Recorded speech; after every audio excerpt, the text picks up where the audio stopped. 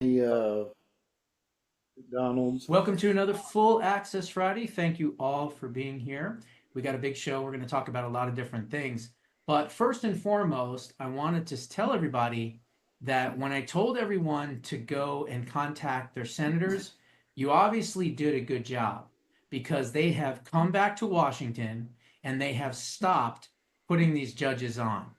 They basically made a deal with Chuck Schumer, and the deal was that they were not going to do the highest level judges at all as long as they got a couple of extra lower level judges. So the lower level judges are not nearly as important as the higher level judges, the Court of Appeals, the ones that if the Supreme Court doesn't take the case, that's it. It's over. So I wanted to start with that because that was definitely important. This is Mike Davis, who again was my number one choice, but I'm excited about Pam Bondi, and we'll get into that here in a little bit.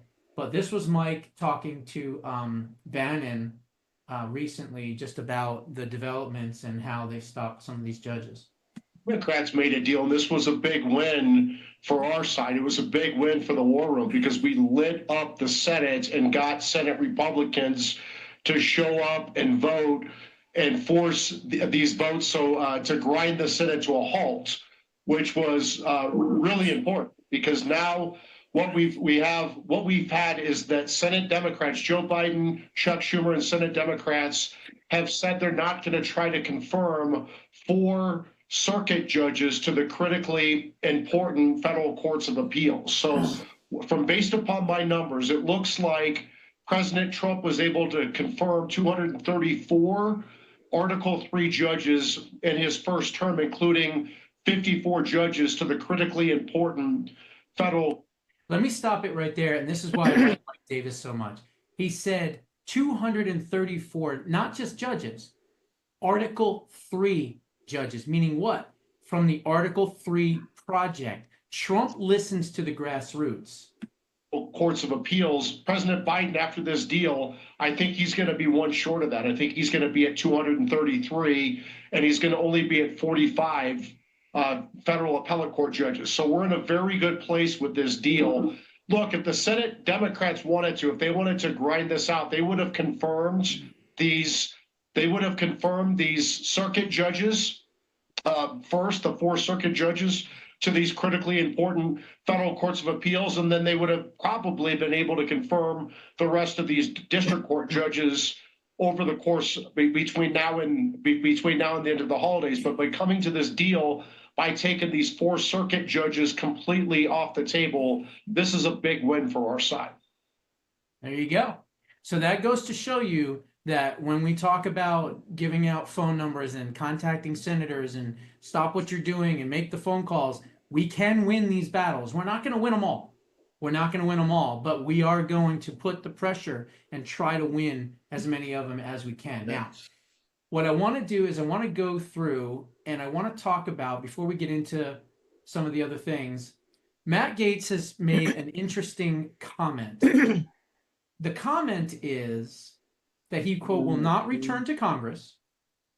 However, he will be put into a position to, quote, tell stories of corruption, treason, and betrayal.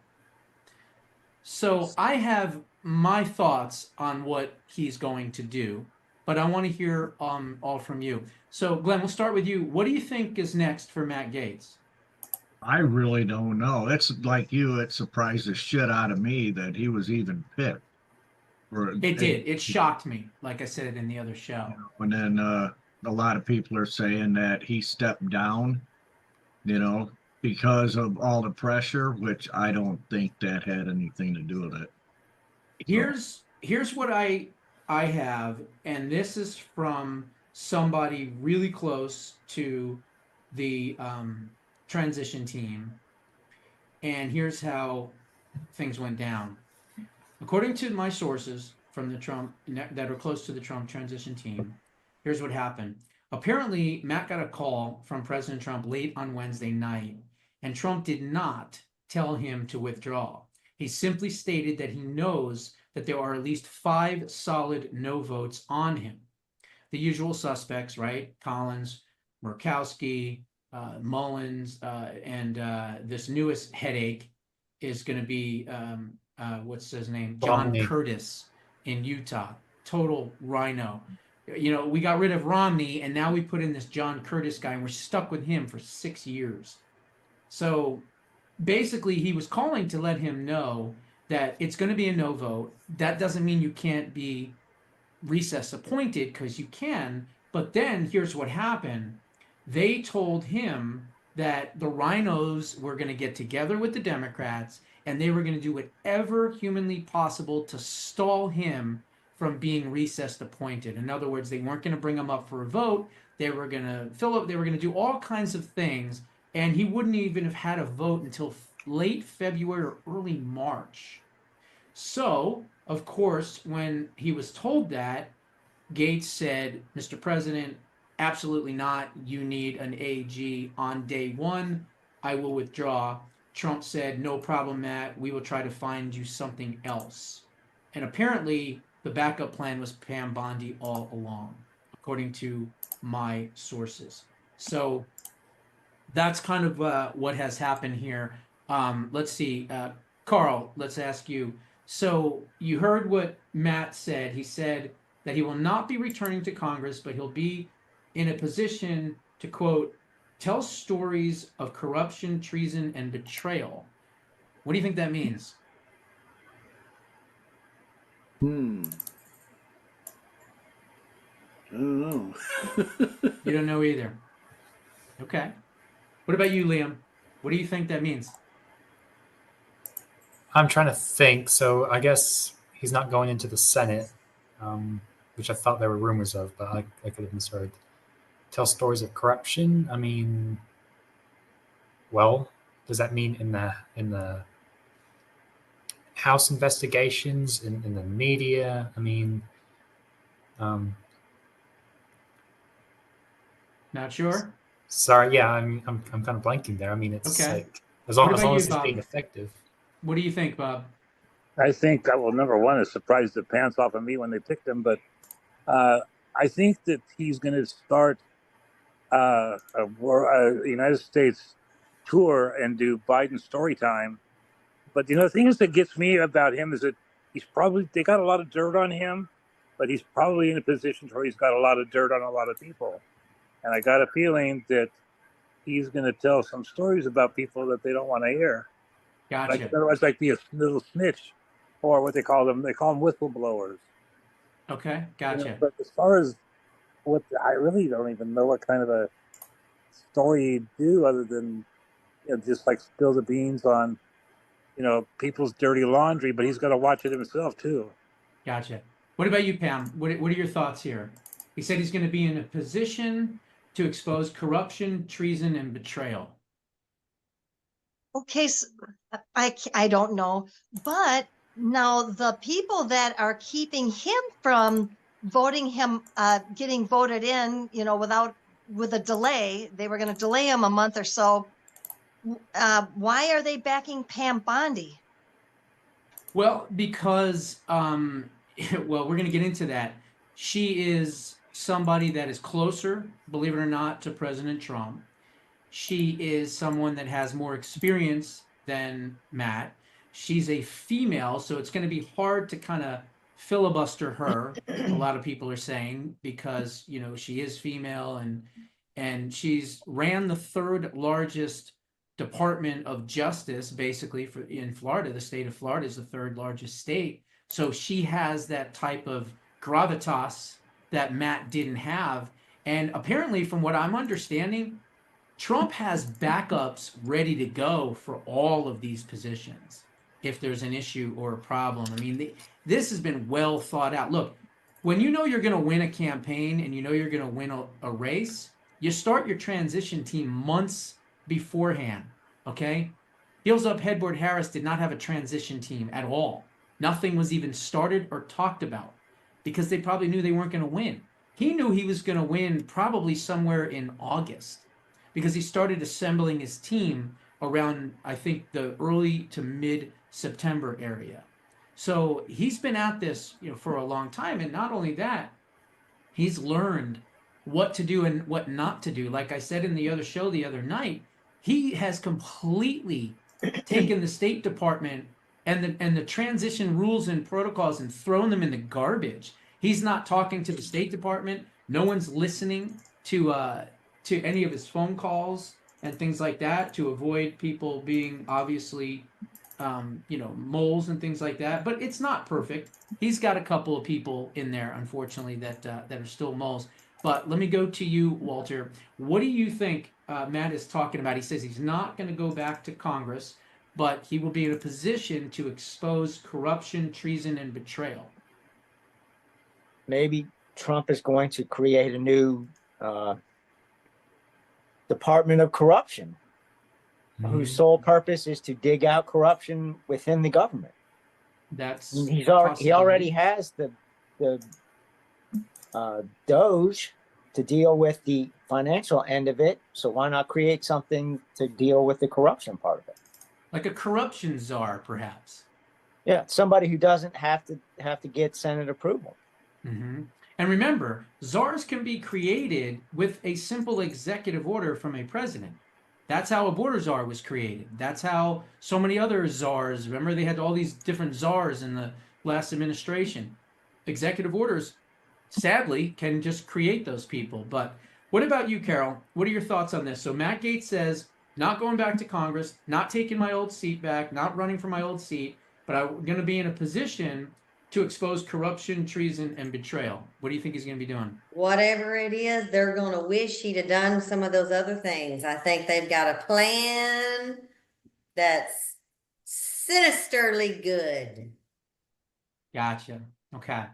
Well, I was hoping one of you, I think Bob was the closest to kind of getting where I'm thinking here. What I think is going to happen is Matt is going to go into media. And I think that not only is Matt going to go into media, but I think he's going to have a position like a Tucker Carlson. And he's going to tell it all. Because think about it. Gaetz announces he will not return to Congress, says he will tell stories of corruption, treason, and betrayal. It's the word stories that makes my brain immediately think that. Now, it gets better. Because it's now been confirmed that MSNBC is going to be sold. Okay? They are going to sell it because it's probably not worth much. But when Elon found out about it, you know what he asked? How much is it? How much is it? That's right. How much is it? What if the plan here, behind the scenes, is for Elon to step up, buy MSNBC, and give it to Matt? That's what I think is happening. I'm not sure. I don't have any proof. I'm just spitballing, but I have a feeling that something is going to happen where Matt is more than likely going to end up in media rather than anything else. And quite frankly, if he is, think about the damage he can do in a media position, even more than from the sound bites and the viral videos when he was in Congress. He said, quote, "I'm done with Congress. I'm moving on." And that's what I think is going to happen. I think he's going to have his own media empire. That's what I'm thinking. So we'll have to see. We'll have to see what happens. But let's talk about Pam Bondi. So some people are going, oh man, we don't have Matt Gaetz, and now we have this, this chick, and we don't know who she is. Pam Bondi is somebody that has been at President Trump's side for years, okay? For years. He's known her, he trusts her, she is MAGA, she is America first, all the way. She is, not that it matters, the first female attorney general. She served 2 terms from 2011 to 2019. So she has 8 years of experience running the 3rd largest justice department in the 3rd largest state. But here's what's even better, okay? These lawsuits that were filed in the election in Michigan and Pennsylvania and Wisconsin and Arizona and elsewhere, guess what? That was part Pam. Why was it part Pam? Very, very simple. Because Bondi led the legal arm of the Trump-aligned America First Policy Institute. The America First Policy Institute was created by Brooke Rollins, who was also in the Trump administration. They created it back in 2021. And this was the blueprint for 2025. See, the thing is, they had to distance themselves. Oh, 2025. No, we're not. No, no, no, no, no, no, no. Really? Pam Bondi, big part of it. Not just that, Brendan Carr, who's now going to be the chairman of the FCC, huge part of Project 2025.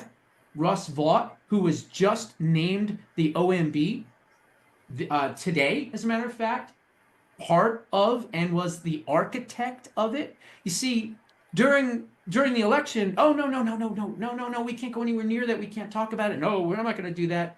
Of course they are. What do you think all of this is? What do you think Doge is? What do you think dismantling the administrative state is? It is exactly this and Project 2025. See, the American voters wanted a closed border. They wanted more financial opportunity. They wanted lower inflation, lower taxes. They wanted more opportunity, and they didn't want the wokeness. And they're going to get all of that. But that's what they're going to get. What about us? What about the grassroots? What about MAGA? What about the real hardcore conservatives? We're going to get all the extra stuff.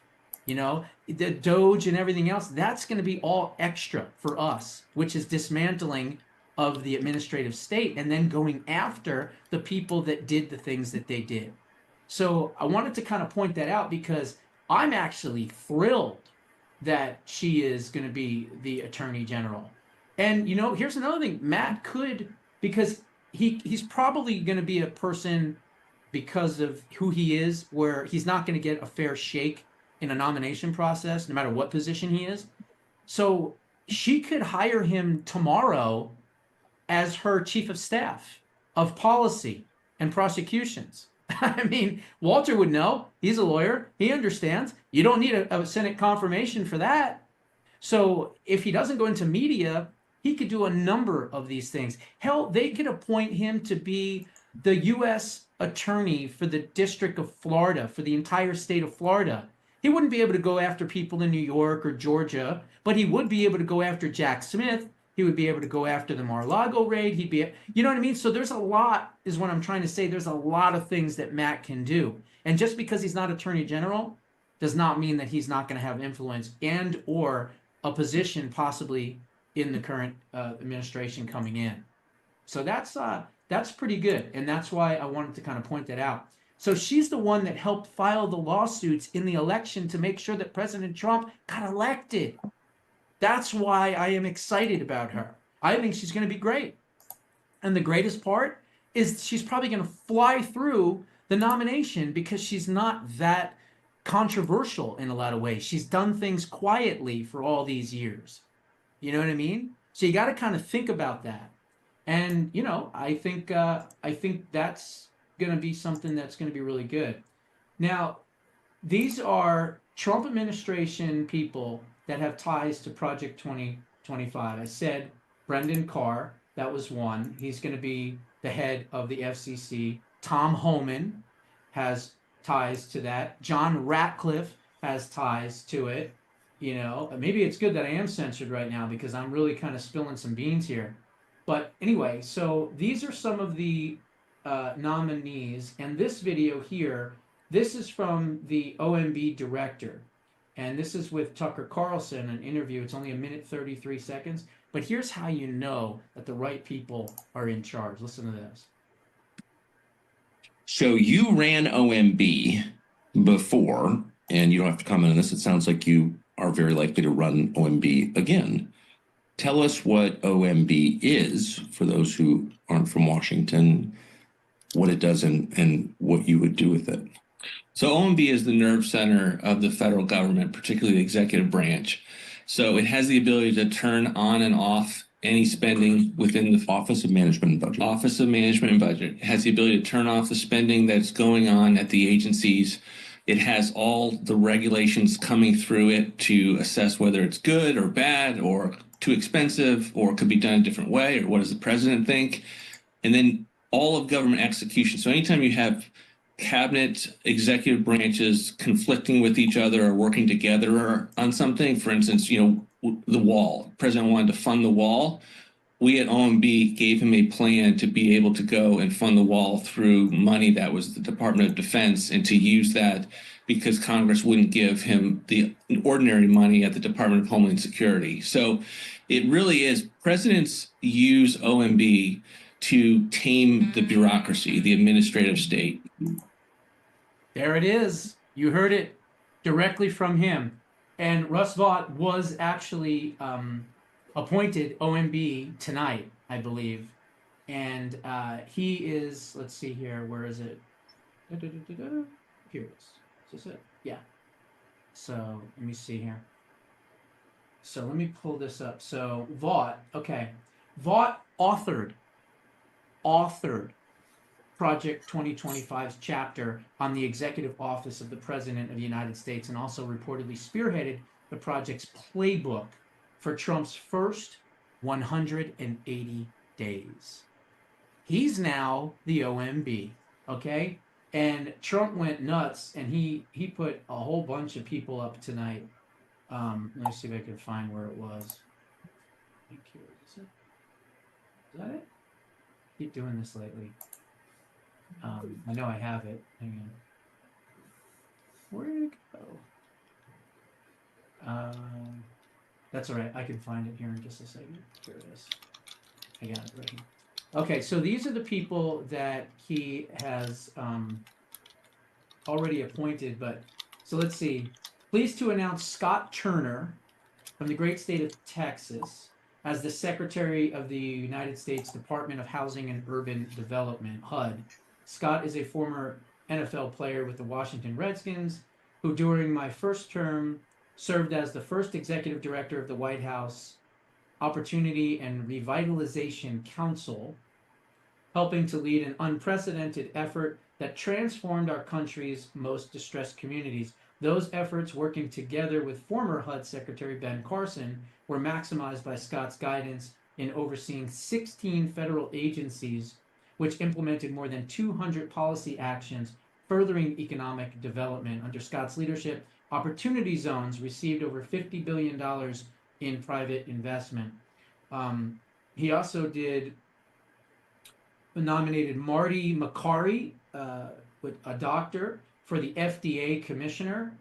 And this guy has been someone that has been anti-lockdowns, he's been anti-vaccines, he's been for ivermectin, he's been for all alternative, cures, different kinds of medicines and things like that.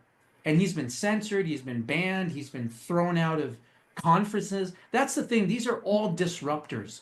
Just about every pick is a disruptor. And that's like the best thing. They have all either, they've either litigated against the agencies they're going to be running, whistle blew against them, or publicly smeared them or said something about them or tried to change them from the outside. Now they're going to be able to change them all from the inside. So it's just awesome. And he's gone on to do way more. Let's see. Congressman Dave Weldon, nominated to serve as director of the Center for Disease Control and Prevention. He's an Army veteran, medical doctor of 40 years. So we're getting people with experience back in these positions. Let's see. Dr. Jeanette Neshawat will be the nation's Surgeon General. I don't know too much about her. Let's see. Alex Wong will be appointed Assistant to the President and Principal Deputy National Security Advisor. Congresswoman Lori Chavez DeRemer is going to be the Secretary of Labor. So he's been busy. There's a lot of people he's put up here. Who's the Secretary of the Treasury is going to be Scott Bessent. That was appointed, I think, today. And then a bunch of more, Ludnick, Peter Hoekstra. There's just so many of them. But a lot of these people, most of them, not all of them, but most of them are either America First or at least conservative Republicans. So Let's talk about some of this. We'll start the other direction. Carol, so what are your thoughts so far? And let's say you had to give a grade. And again, they haven't performed yet. They're just names really at this point. But from I guess from an A to F, what would you say overall the grade President Trump deserves on his picks? I'm happy with it. An A. Okay, good. What about you, Scott? Or Walter, I meant, sorry. It says Walter Scott. I forget. I think a B. Okay. And why the B? I think Ken Paxton, which would have been a much better choice as Attorney General. And I think that he could have utilized who's the guy that you really like, Steve Miller. Steve Miller's good too, but Mark Davis, you mean? I think he could have utilized both of them in better positions. Well, he still might. I mean, FBI director is still open. Oh, good news on that. He said he's not going to put Mike Rogers in that position. He said it wasn't even a thought, so he doesn't know where that came from. It's possible that it could be Kash Patel, but who knows? I don't know. I would love to see Mike Davis take over the FBI because, I mean, you heard him. He's just the best. He's really, really solid. He would be great. So you gave it a B. What about you, Pam? What are your thoughts here on how he's done? I'm sorry, I just don't know that much about the people, and it's a little soon to tell. I think time is going to tell, and so that's my answer. Okay, fair enough. What about you, Carl? What do you think? An A? Okay, all right. So you're more optimistic. Liam, you've got your picture up, but oh, there you are. I see it now. Okay. Yeah, sorry, I keep. You blended right into it. I couldn't even see it. I'm gonna give the president's pick. I mean, obviously an A. I mean, it's interesting. Like what feels like a few months ago, we were all up in arms that he was listening to bad advisors, picking on the people, supporting McCarthy. But like out of the blue, he's picking those America Firsters, in my opinion. I mean, I haven't had the time to research them, but I'm trusting they're fine. Like these big names, these people that sound awesome. I think I saw something that's going to pick Dan Bongino as the SS director. For Secret Service director.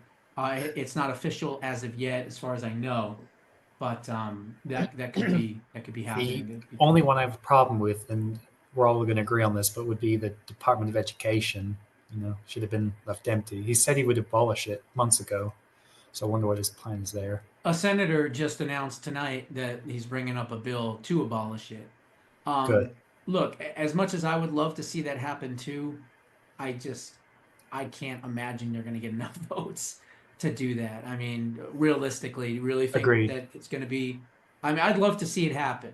Okay, I was on Real America's Voice earlier this afternoon, and they asked me what I thought about the Department of Education. And I literally said right on television, well, the pick I really haven't thought much about because I was hoping that he was going to go there and say, I'm not putting anyone in that position. We're actually going to shut it down. We're going to fire everybody, padlock it, and leave it vacant for the next 4 years. And you should have seen the look on their faces when I said that. So that's what I would hope. But I mean, realistically, I just don't think we have the votes in the House to get many of these, America First bills passed through. The Senate, we did good, but not good enough. But the House is the exact same makeup as it was in the previous Congress. I mean, can you believe that? Senate, we flipped 4 seats. I agree with you. The House is so slim, and if we have any rhinos in the House, I would agree. It's gonna be tough.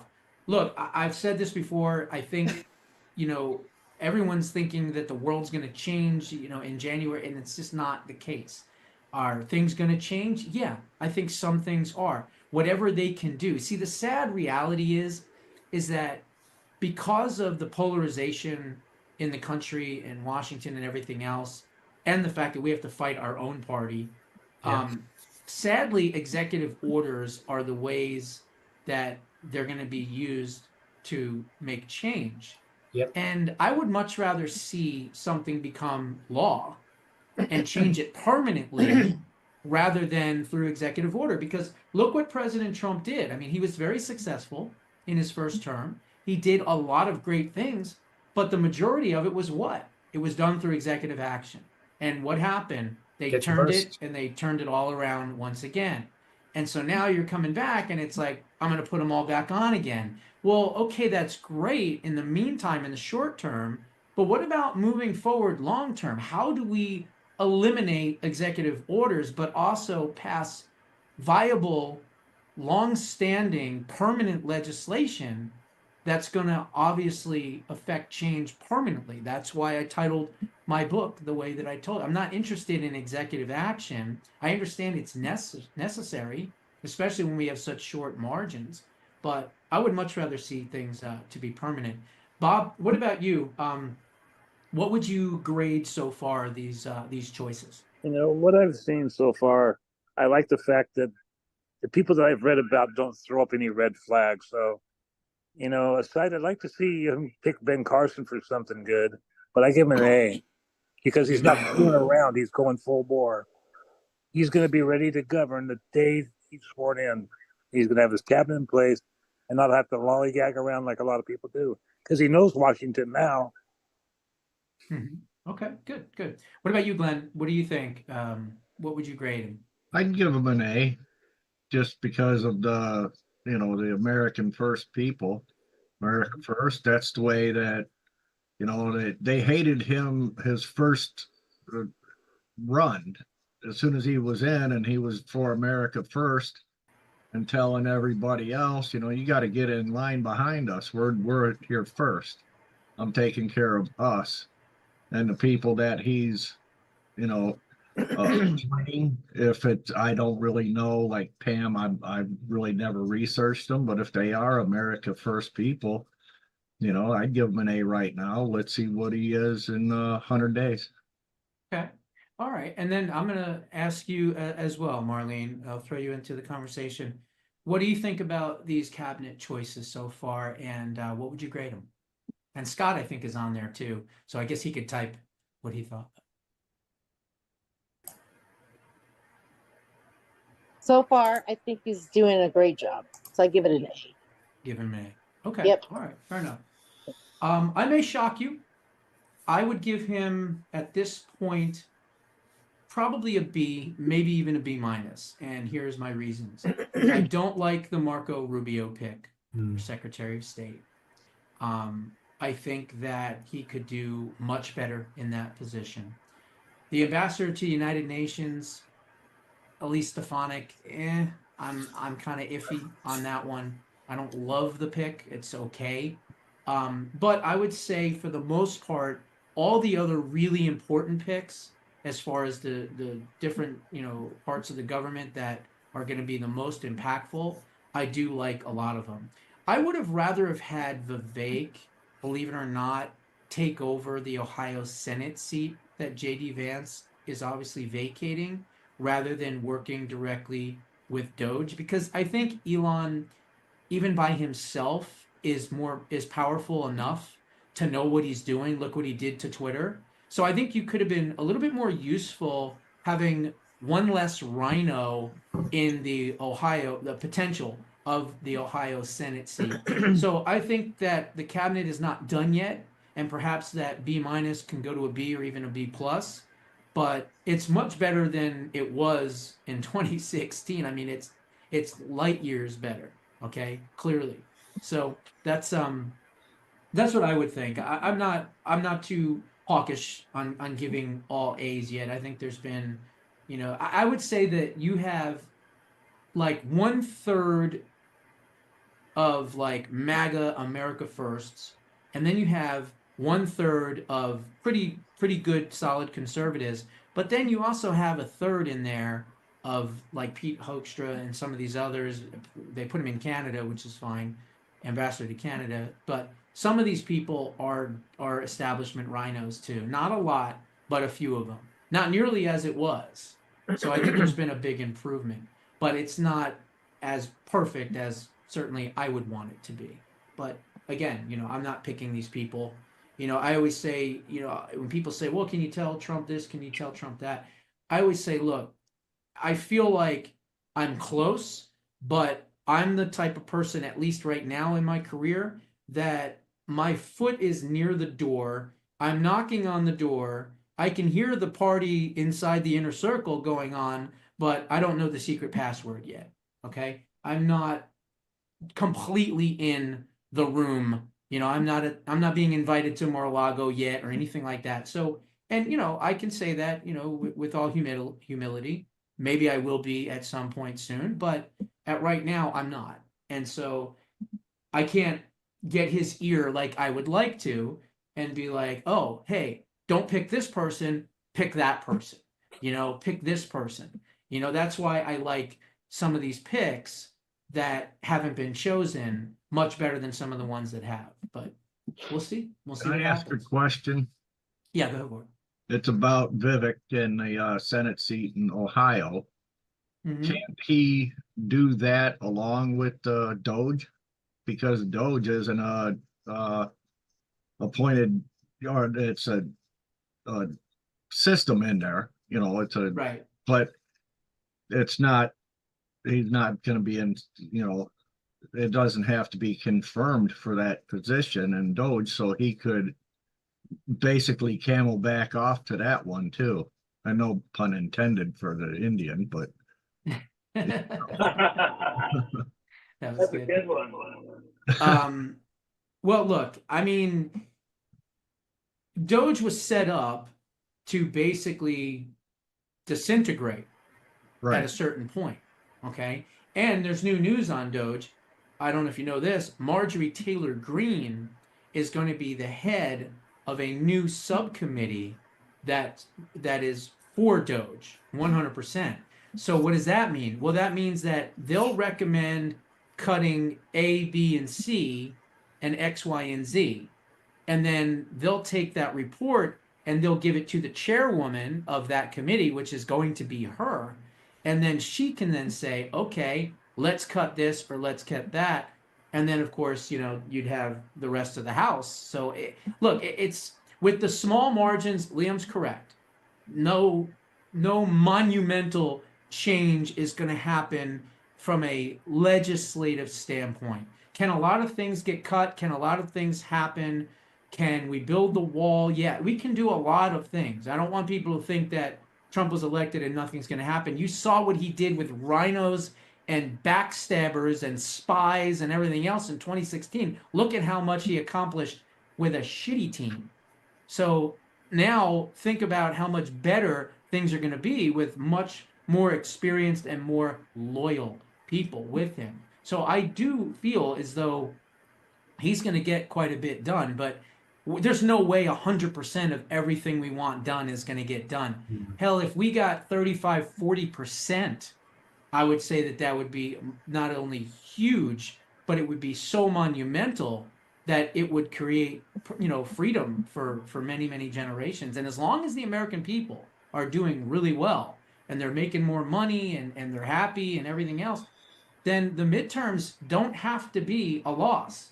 Most presidents in their first term, in that midterm, they lose either one or two of their chambers. I mean, it's almost like clockwork.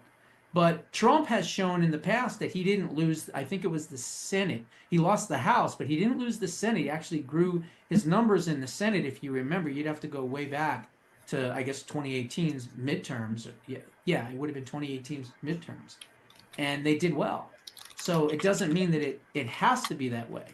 But history has shown that those. So basically, and even Susan Wiles, his chief of staff, understands they've got 2 years.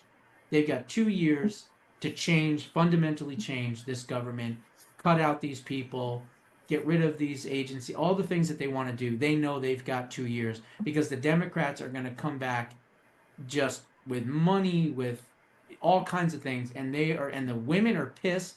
The single women are pissed. I mean, the cheating they're going to try. So there's a lot of things that people have to understand. We've got to temper our expectations. But like I said, we get 35, 40% of everything. That's huge. That is monumental. Okay. Would everyone, for the most part, agree with that? That's a lot of change if we could do that, especially in 2 years. So I don't know. We'll see what happens. I love the fact that Elon might be able to buy some of these news stations. I mean, that would be eliminating the left's ability to get their horrible message out. I mean, I think that would be awesome if he does that. I mean, imagine that if he had X and then he bought like MSNBC and then maybe CNN later on down the line. I mean, I don't know. It'd be amazing as long as he ran them like he runs X, right? I mean, it'd be really really good. But He so changes the name of them. yeah, obviously they're going to have to because Yeah. if they're going to sell off Comcast is going to sell off that branch, which is MSNBC. They're going to have to change the name. Maybe it'll be called XBC. I don't know. Just throwing it out there. But President Trump said that he's going to go, quote, scorched earth.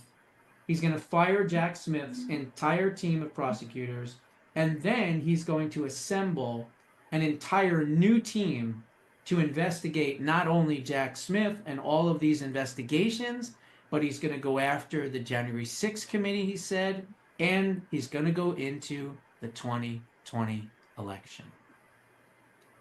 I love it. I absolutely love it. So let's do one more round here. We'll start at the top. Glenn, so we've seen the picks. We've got a lot of excitement. We've got a lot of momentum. The margins are tinier, of course, sadly, but we know that a lot of these people are disruptors. Are you confident that they are going to be able to do what they have been put into these positions to do?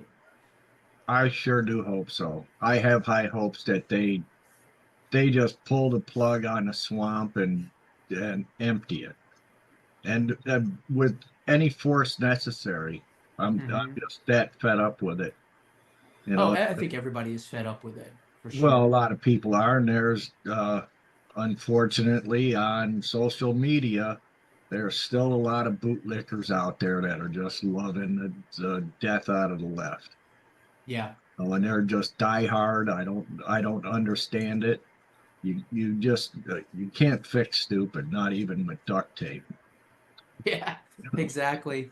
Well, I don't know. Look, a lot of them are hoarding abortion pills. They're getting vasectomies. The men. Isn't it interesting that when the communists take over, what do we buy? We buy guns, right? Ammo. We fortress. We do all the crazy stuff, and we make sure that we're stockpiling everything. What do? Wow, I don't like this anymore. I'm gonna get a vasectomy, and so I can't reproduce. Okay, fine, no problem. And the women are stockpiling, their abortion pills and everything else. It just goes to show you, you're right, that there are two Americas, right? Literally, there are two trains of thought, and that's the battle. But here's the other part, and I was talking about this actually to my wife when we were walking the dogs earlier, and I said, if we really wanted to, and again, I think this old government dodged a bullet because there were contingency plans. I can assure you from the people that I know, there were contingency plans if they stole this election. And so they dodged a bullet in that respect. But the thing is that what happened on January 6th, that again was a peaceful protest, what did they do? They arrested everybody. And if the left does that on January 6th, which I have heard some rumblings that they're going to go to Washington, if they do any type of entry or anything else, it will be our Justice Department that will throw these people in jail. And the difference is that if we truly wanted to take out our government as patriots, as gun owners, as ex-military, as fearless, fighters and everything else, we would be able to do it. We would just say, look, we're done. You're done. Here's how this is going to go. This is what's going to be. And we'd go in there and wipe them all out in a pretty short amount of time. 35, 40, 50, 60 days, cops, something like that. But the left won't do that. They'll just whine and complain and whine and complain. And they don't have that, I guess, aggressiveness or mentality to do something like that. They're not organized. Antifa, BLM, it's not enough. They don't have ex-military sharpshooters, snipers, and all that stuff. So I think there's a big difference between the two. But as I was saying, That's the difference. There's literally two Americas, and you're right. Some of them are so stuck on stupid that let's hope they don't reproduce. You know, that would be my thought on that. Walter, we'll go to you, and then we'll kind of jump around a little bit. So, what do you think? Do you think, realistically, with everything that we've seen, all these different cabinet appointments and things like that, that they're going to be able to get the majority of what they're talking about through? I think that they're going to try. I'm not sure.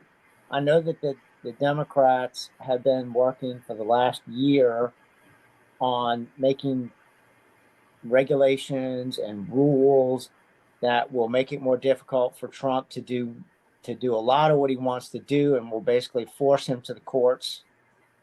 And that's going to be a problem because, as we know, the DC judges are very corrupt. The DC circuit actually is not that bad, but you have to think it'll take a year to a year and a half for every single lawsuit to get through the system.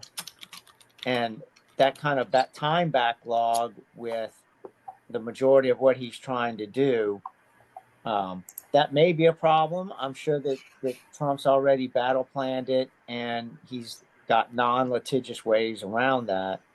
But I think they're going to get a lot done. And I think that when people see the results from that it's going to put the Democrats further in the hole. And I think more of the left center, the ones who aren't common sense, but are not absolutely crazy radicals, I think that they will start realizing we need to come to the middle. Mm. So Okay. it's going to be a good thing. Yeah, I think it will too, especially if Elon, buys some of their outlets to get their horrific messages out there.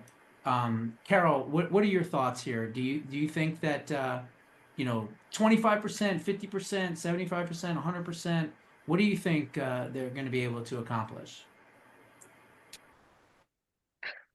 I would hope a lot. I'm not sure. I mean, I'm sure, the media is going to be after him, and you still have the rhinos but I was listening to my favorite preachers, and he was talking about how he said, the last time Trump got in, he was a businessman going into Washington. He's learned a whole lot since then. He was almost killed, and so people around him say it humbled him. The God spared him, and they think that it's going to change him. And now he knows how Washington works even better. So he has high hopes that he's going to do amazing, amazing things. I agree with that way of thinking. Okay. Yeah, look, I think he has a full legal team behind him that he didn't have in 2016. He had, his chief counsel and stuff like that, but he's got 35, 40 like solid, awesome constitutional types of lawyers, prosecutors, defense attorneys that know every single trick in the book. And I think that's going to be a huge difference. Getting some of them, if there are lawsuits, getting some of them to either get dismissed, overturned, or possibly get to the appeals courts quicker, as well as possibly even to the Supreme Court. So I do believe there's going to be some court battles. There's no question about it. Walter is correct about that. But I don't think they're going to be years and years and years in the making. I think that they're going to be months and months and months possibly in the making, but not years. I think they understand when they bring a case, they're going to bring a case that's going to be ironclad, that the judge is going to look at and go, yeah, you're right. It's the Constitution or whatever. And if not, and they get hit by a left-wing judge, then that'll be a delay. But then they'll go to the next court higher. And if they hit another left-wing judge, then they'll go to the Supreme Court, and hopefully the Supreme Court takes the cases. But I think overall, I think they're going to do better than they did in 2016 for sure. Pam, what about you? What are your thoughts here? You think that President Trump and his cabinet are going to be as successful as people are hoping? Yes, I think so. I'm trying to be optimistic. I know these are national level policies, and we're suffering so much on a local level here. I think we are. And I'm trying to think, what can the federal government do about election reform? Because technically the states are supposed to run their own elections. Can the federal government make it a requirement for an ID to vote for all the states? Can they do something like that? And of course, the Not through borders. executive action, no, but they Yeah. can do that if they pass the SAVE Act, which is what Yeah. they tried to do in the middle of this election. And of course, the Democrats were like, no way, we want to be able to cheat in this election so we can defeat you. But the SAVE Act is one that if they can pass the SAVE Act, which would mandate, regardless of what the states say, voter ID in every single state, as well as ban non-citizens from voting, those two things alone are just so astronomical in the ability to get towards, free and fair elections. Just those two things alone. I want to see the elimination of ballot harvesting, mail-in ballots, absentee ballots, early voting. Obviously, I want to see it all gone. But if we can get even just those two things, huge difference. Okay, so keep that in mind. Another really big issue for us right here is my city wants to have 0 carbon emissions by 2035. That means no gas cars or anything. I think we have our old cars could be grandfathered in. So I just don't think my city's not going to stop unless it's an act of Congress, literally, until the federal government quits funding all these businesses and programs and everything that are affiliated with pushing these agendas on a local level. So those are the things that'll be successful as far as I'm concerned. Right. But yeah, I agree. Look, you're in California. I mean, it's a terribly run state. It's the antithesis of freedom. I mean, in so many ways. I mean, who would have ever thought in the year 2024 that a governor would say you can't have ID to vote? Like, what? Like, that is just mind-boggling insanity right there. But again, these are the things that some of these blue states are doing. But if there's a federal law and new legislation and that passes, well, then now they can be arrested for doing things like that. So we're going to have to see, what happens. What about you, Carl? What are your thoughts here? Do you feel as though the new Trump administration is going to be able to get the majority of these things through? So mutes a lot. Sir mutes a lot. Yeah, exactly. That's what we'll call you. What? Yes, no? Yeah. As far as, well, as long as the the rhinos and whoever don't try to pull any crap, you should be able to get everything done. Well, there's going to be rhinos. Look, like I said before, if we're going to get this stuff done, we're going to have to fight like hell. But like I said, I would rather be in this position than in the minority, scraping to save the country that's slipping away in communism. I would rather be fighting against rhinos, unfortunately, than fighting against Marxists that want to take away all of our rights. So we have to kind of look at it from that standpoint. But again, I'm going to be watching everything like a hawk. Every single thing that I see that is coming up that could be a danger, whatever, I'm going to be, hey, this is the newest battle. This is battle number 3, battle number 4, battle number 5, whatever. We're not going to win them all, but we just won one by blocking these judges. That was a big one, because if they would have kept putting these judges on and judges on and judges on during this lame duck, my goodness, Trump would get in there, he'd make all these decisions, and then left-wing judge says, nope, sorry, and that still may happen. That's the sad part, because Biden sadly stole the election and was able to put these judges in. Not him, obviously, he doesn't know what the hell he's doing, but whoever was with him put these judges in, and there's a lot of them out there. There's more Republican judges put on by Trump, believe it or not, but not by much, by a very small margin. So, Liam, what about you? What are your thoughts here? Are you feeling optimistic? You feel like President Trump's going to get quite a bit done in his next term? Yes, optimistic. I mean, I'd go back to say, as soon as election day was over, I'm like, we suffered a long 4 years, and just like the snap of a finger, it's over with. We got better days ahead. I couldn't even fathom it. Answering your question, I think earlier you were asking something about the cabinet picks. I just, as much as these people are good, I don't have a lot of faith in the bureaucracy because they're bureaucrats. They're just pulling power out of thin air that's not really constitutional to implement stuff, and that's the playing field we're on. So take advantage of it. But I'd like to just strip down the bureaucracy, go to what the founding fathers said. Well, that's the thing. If we can do that through executive action and things like that, it's our playing field. Then it's a better playing field. Exactly. But I'm just thinking the change that we're going to get permanently, because we're not just thinking 4 years where he can fix things, but we're thinking onward. Whatever he can do in Congress. I mean, again, the Senate looks great, but the House, whatever the rhinos say, vote yes on, that's what we can get approved, basically. But, you know, maybe some pressure, you get some Democrats on board. But like you said, it's like we were able to flush a bit of the swamp out and, you know, change things for the better. So I think we're going to get a lot more good change in. The only thing I want to add as well is, had the election not been stolen in 2020, but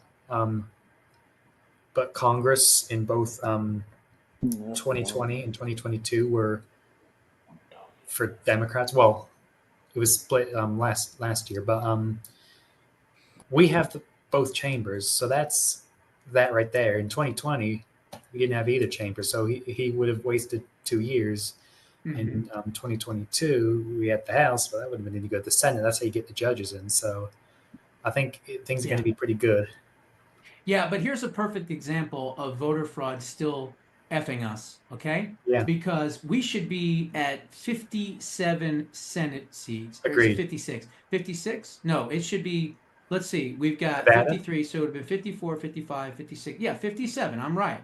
Right? It should have been Kerry Lake, Eric Hove, Sam Brown, and Mike Rogers. We should have had 4 more Senate seats. Now you add another vote on top of that, which would be Vance. Now you have 58 votes. 60 votes is a supermajority, right? So you're 2 away from that. If you peeled off 2 Democrats, which I'm not saying you would, but let's just say you did, now you have a veto or, you know, supermajority. At that point, you wouldn't have to worry about a veto because President Trump would never veto his own bills.